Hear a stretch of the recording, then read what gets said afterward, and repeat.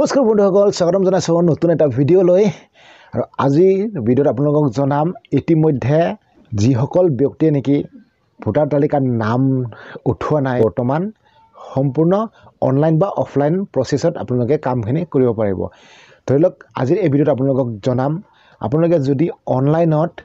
নতুনকৈ ভোটাৰ তালিকাত নাম উঠাম বুলি ভাবিছে তেনেহ'লে কেনেকৈ তুলিব সেই সম্পৰ্কে আপোনালোকক এই ভিডিঅ'ত দেখুৱাম। বহুতে নাজানে যে অফলাইনতো যিসকলে ফৰ্ম লৈছে ফিল আপ কৰিব নাজানে যে কেনেকৈ কৰিব। তো মই আজিৰ এই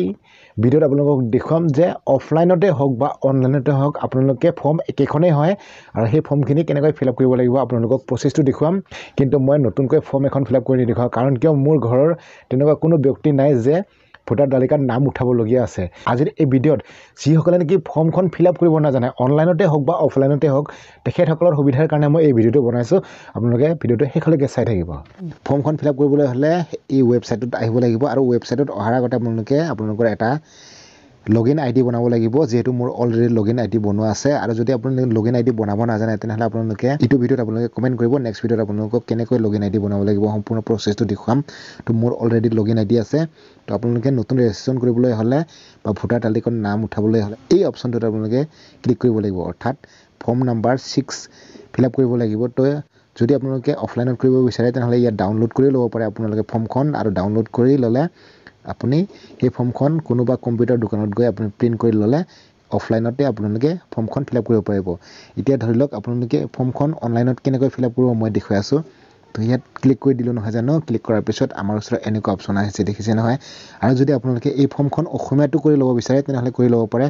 এই ছাইডত যিটো নেকি লেংগুৱেজ অপশ্যন দেখিছে, ইয়াত আপোনালোকে যদি এনেকৈ ক্লিক কৰে ইয়াত বিভিন্ন ধৰণৰ লেংগুৱেজ আছে। আপুনি অসমীয়াটো কৰি ল'ব পাৰে, আছামিছটো কৰি ল'ব পাৰে, যিটো ভাষাত লাগে সেইটো ভাষাতে কৰি ল'ব পাৰে।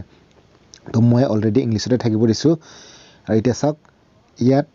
লেফ্ট ছাইডত যিমানবোৰ অপশ্যন দেখিছে একদম শেষলৈকে আছে, ইয়াত কেপচালৈকে। তো এই ডিটেইলছখিনি সম্পূৰ্ণ ফিল আপ কৰিব লাগিব। তাৰ আগতে আপোনালোকে এইটো ছাইডত চাব,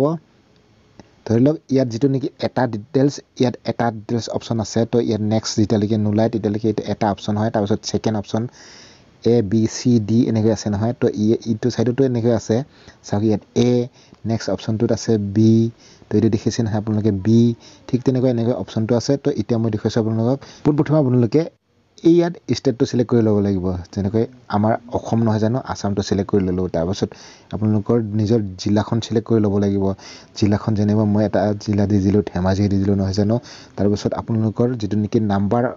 আৰু নেম অফ এছেম্বলি, তো এই নামটো আপোনালোকে চিলেক্ট কৰি ল'ব। এই এৰ'টোত ক্লিক কৰিলে আপোনালোকৰ জিলাখনৰ এছেম্বলি দেখুৱাব, অৰ্থাৎ সমষ্টিৰ নামটো দেখুৱাব, বিধানসভা সমষ্টিৰ। তো মই যেনিবা ধেমাজিতে ক্লিক কৰি দিলোঁ নহয় জানো। তো ধেমাজিত যদি বিধানসভা সমষ্টি হয় তেনেহ'লে 78 নম্বৰ ধেমাজি বিধানসভা সমষ্টি বুলি দেখুৱাইছে ইয়াত চাওক। তাৰপিছত এনেকৈ তলত যাব, তলত যোৱাৰ পিছত ইয়াত নেক্সট কৰি দিব। ক্লিক কৰাৰ লগে লগে এটা হৈ গ'ল। তাৰপিছত B নম্বৰ আহিলে, A নম্বৰটো হৈ গ'ল, B নম্বৰ আছে পাৰ্চনেল ডিটেইলছ, অৰ্থাৎ আপুনি যিহেতু নাম উঠাব বিচাৰিছে ভোটাৰ তালিকাত নতুনকৈ, তো আপোনাৰ নামটো ইংলিছত সম্পূৰ্ণকৈ ইয়াত লিখি দিব। লিখি দিয়াৰ পিছত অসমীয়াত তলত আহিব। যদিহে আপোনাৰ ভুল হৈ আছে, অসমীয়াটো শুদ্ধ হোৱা নাই, তেনেহ'লে আপোনালোকে এই অপশ্যনটোত ক্লিক কৰি আপোনালোকে কিৱৰ্ডটো পাব, আপোনালোকে ইয়াৰ পৰা লিখি ল'ব পাৰিব তাত। ধৰি লওক মই আপোনালোকক এক্সাম্পল এনে এটা দেখুৱাইছোঁ, দীপক বুলি লিখি দিলোঁ, দীপক, এনেকৈ দীপক লিখি দিলোঁ নহয় জানো। অসমীয়াত লিখিবলৈ হ'লে এইটো কেনেকৈ লিখিব লাগিব, এইটো দেখিছে নহয় দীপক। তো এনেকৈ শুদ্ধকৈ আহিছে যিহেতু নহয় জানো, এইটো শুদ্ধ হ'ব। আৰু যদি ইয়াত ভুলকৈ আহিছে তেনেহ'লে আপোনালোকে এই কিৱৰ্ডটোৰ থ্ৰুৱেদি আপোনালোকে কাৰেকশ্যন কৰি ল'ব পাৰিব, অৰ্থাৎ শুধৰাই ল'ব। আপোনালোকে তলত অপশ্যন পাব, ইয়াত চাওক আপোনালোকে ফটো কপি এখন দিব লাগিব, অৰ্থাৎ পাছপৰ্ট চাইজৰ ফটো এখন দিব লাগিব। তো ফটোটো কেনেকুৱা হ'ব লাগিব চাওক, 4.6 চেণ্টিমিটাৰ ইনটু 3.5 চেণ্টিমিটাৰ দীঘল বহলটো হ'ব লাগিব। আৰু তাৰপিছত চাইজটো হ'ব লাগিব 2 MB। আৰু সেই ফটো কপিটো JPG বা JPEG ফাইল হ'ব লাগিব, অৰ্থাৎ ফৰ্মেটটো এনেকুৱা হ'ব লাগিব, তেতিয়াহে ছাপোৰ্ট কৰিব। তো তাৰপিছত আপোনালোকে ইয়াত চইচ ফাইলত ক্লিক কৰি দিব। ক্লিক কৰাৰ পিছত আপোনাৰ ফটোখন ওলাব। ফটোখন আপোনালোকে মুখমণ্ডলখন সম্পূৰ্ণ ক্লিয়াৰকৈ দেখাকৈ জুম কৰি ক্ৰপ কৰি ল'ব। ক্ৰপ কৰাৰ পিছত আপোনালোকে ছাবমিট কৰি দিব। তাৰপিছত কৰাৰ পিছত আপোনালোকে নেক্সট অপশ্যনটোত ক্লিক কৰিব। ক্লিক কৰাৰ পিছত পুনৰ আপোনালোকে যাব, ইয়াত চাওক C নম্বৰ অপশ্যন আহিছে, name and surname of any of one of the relative, যিকোনো এজনৰ ৰিলেটিভৰ নাম দিব লাগিব। ধৰি লওক আপোনাৰ দেউতাৰ নাম নতুবা মাৰ নাম দিব পাৰে ইয়াত। তো ক্লিক কৰি দিব কাৰ নাম দিব বিচাৰে তাৰপিছত নামটো দি দিব ইয়াত আপুনি যেনেকৈ নামটো ফিল আপ কৰিছিলে নিজৰ নামটো ঠিক তেনেকৈ ফিল আপ কৰিব কৰাৰ পিছত নেক্সট কৰি দিব নেক্সট কৰাৰ পিছত ইয়াত কন্টেক্ট ডিটেইলছ আহিছে দেখিছে নহয় ডি নম্বৰটো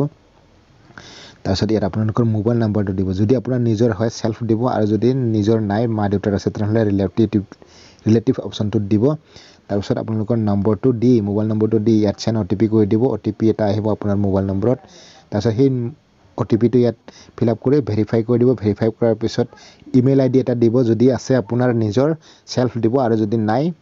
আপোনাৰ মা দেউতাৰ কাৰোবাৰ যদি ৰিলেটিভৰ আছে তো এটো দি দিব তাৰপিছত ইমেইল আইডিটো ইয়াত টাইপ কৰি দিব দিয়াৰ পিছত নেক্সট কৰি দিব নেক্সট কৰাৰ পিছত আপোনালোকে তলৰ এটা অপচন পাব ই নম্বৰটো আধাৰ ডিটেইলছটো আপোনাৰ আধাৰ নম্বৰ আছে যদি আধাৰ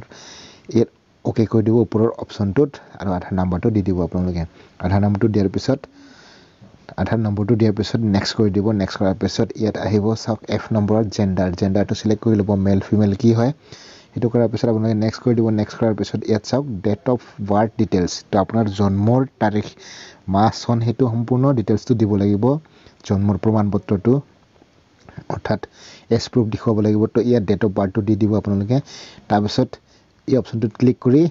আপোনালোকে document for proof of date of birth আপুনি কি ডকুমেন্ট দিব বিচাৰে এই অপচনটোত ক্লিক কৰিলে আপোনাৰ ওচৰত বহুকেইটা ডকুমেন্ট আহিব আধাৰ কাৰ্ড পেন কাৰ্ড কিবা কিবি আহিব তো আপোনালোকে হেতু সিলেক্ট কৰি ল'ব কোনটো ডকুমেন্ট দিব বিচাৰে যেটো ডকুমেন্টত আপোনাৰ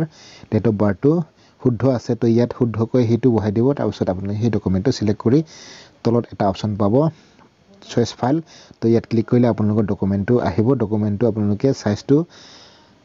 2 MB বনাই লব আগতে JPG PNG বা PDF ফৰমেটত বনাই লব তাৰ পিছত ইয়াত আপলোড দি দিব আপলোড দিয়াৰ পিছত নেক্সট কৰি দিব নেক্সট কৰাৰ পিছত ইয়াত আহিছে প্ৰেজেন্ট এড্ৰেছ ডিটেইলছ তো আপুনি প্ৰেজেন্ট এড্ৰেছ ডিটেইলটো দিব লাগিব তো আপোনাৰ হাউস নম্বৰটো দিব তাৰ পিছত আপোনালোকে ষ্ট্ৰীট বা এৰিয়াটো দিব তাৰ পিছত ভিলেজ বা টাউনৰ নামটো দিব আপোনালোকে তাৰ পিছত পোষ্ট অফিসটো দিব পোষ্ট অফিস দিয়াৰ পিছত আপোনালোকে পিন কোড নম্বৰটো দি দিব পিন কোড নম্বৰ দিয়াৰ পিছত তহসিল আপোনালোকে দিব পাৰে বা মণ্ডল দিব পাৰে তাৰ পিছত ইয়াত ডিস্ট্ৰিক্টটো সিলেক্ট কৰি দিব আসাম অলৰেডি আহিব ষ্টেটটো সিলেক্ট হৈ আহিব তাৰ পিছত ইয়াত ডকুমেন্ট proof of residence তো আপুনি ডকুমেন্ট এটা আপলোড দিব লাগিব সেই ডকুমেন্টটো আপোনালোকে সিলেক্ট কৰি ল'ব এই এৰোটোত ক্লিক কৰি আৰু ডকুমেন্টটো আপলোড দিব আপলোড দিয়াৰ পিছত ইয়াত চাওক চয়েস ফাইল পাব ইয়াতে আপোনালোকে সেই ডকুমেন্টটো আপলোড দিব পাৰিব সাইজটো হ'ব maximum 2 MB JPG PNG PDF ফৰমেটৰ হ'ব লাগিব তো তেনেকৈ নেক্সট কৰি দিব নেক্সট কৰাৰ পিছত আপোনালোকে এই অপচনটো দেখিছে নহয় ইটোৰ যদি আপুনি হয় ধৰক এটো একচুয়ালি বিকলাঙ্গ লোকসকলৰ কাৰণে দিয়া আছে কিন্তু এটো আপোনালোকে ফিল আপ কৰিব নালাগে নেক্সট কৰি দিব নেক্সট কৰাৰ পিছত ইয়াত এটা অপচন পাব ফ্যামিলি মেম্বাৰ আপুনি ফ্যামিলি মেম্বাৰ এজনৰ নাম দিব লাগিব অৰ্থাৎ যিজনৰ নাম অলৰেডি আপোনালোকৰ ভোটাৰ লিষ্টত আছে বা ভোটাৰ তালিকাত নাম আছে আপোনাৰ ঘৰৰ পৰিয়ালৰ তো তেখেতৰ নাম দিব অৰ্থাৎ আপোনাৰ দেউতা বা মাৰ নাম দিব পোন প্ৰথমে তাৰ পিছত কি হয় তেখেত আপোনাৰ কি হয় হেতু দি দিব ইয়াত ৰিলেশনটো তাৰ পিছত তেখেতৰ যাৰ নাম দিছে তেখেতৰ ইয়াত ভোটাৰ আইডি নাম্বাৰটো দিব লাগিব আইডি নাম্বাৰ দিয়াৰ পিছত নেক্সট কৰি দিব নেক্সট কৰাৰ পিছত ইয়াত এটা ডিক্লেৰেচন পাব চাওক আপোনালোকে ডিক্লেৰেচনটোত আপোনালোকে আপোনালোকৰ গাঁৱৰ নতুবা টাউনৰ নামটো দি দিব তাৰ পিছত ইয়াত ষ্টেট তাৰ পিছত ডিস্ট্ৰিক্টটো সিলেক্ট কৰি দিব কৰাৰ পিছত আপোনালোকে যেহেতু আপুনি ফিল আপ কৰিছে ফৰ্মখন নহয় জানো সেই ফৰ্মখনৰ ডিটেইলছ মতে এড্ৰেছ দিছে সেই এড্ৰেছত আপুনি কিমান দিনৰ পৰা বসবাস কৰি আছে বা কিমান দিনৰ পৰা আছে অৰ্থাৎ যদিহে আপোনাৰ জন্ম হিটু ঠাইতে হয় তেনেহলে আপুনি জন্মৰ মাহটো আৰু বছৰটো দি দিব ইয়াত তাৰ পিছত তলত এটা অপচন পাব আপোনালোকে প্লেস আপুনি কৰ পৰা ফৰ্মখন এপ্লাই কৰিছে সেই জায়গাডোখৰৰ নাম দিব বা আপোনাৰ গাঁওখনৰ নাম দিব তো ইয়াত দিয়াৰ পিছত আপোনালোকে তলত নেক্সট কৰি দিব নেক্সট কৰাৰ পিছত এই ক্যাপচাটো তলত দেখিছে নহয় ক্যাপচা এটা এই ক্যাপচাটো সেম তলত ইয়াত ফিল আপ কৰি দিব ফিল আপ কৰি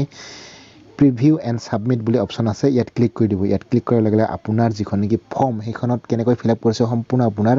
স্ক্ৰিনত শো কৰিব আৰু শো কৰাৰ পিছত আপুনি তাত এটা অপচন পাব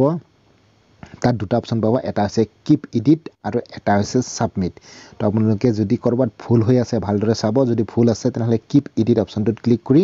আপোনালোকে শুধৰাই ল'ব কত কি ভুল হৈ আছে শুদ্ধ কৰি ল'ব তাৰ পিছত যদি শুদ্ধ আছে তেনেহলে ওকে কৰিব সাবমিট কৰি দিব সাবমিট কৰাৰ পিছত আপোনাৰ ওচৰত এটা একনলেজমেন্ট আহিব একনলেজমেন্ট ৰিসিভ এখন আহিব আৰু সেই ৰিসিভখনত দুটা অপচন থাকিব এটা আছে ডাউনলোড আৰু এটা আছে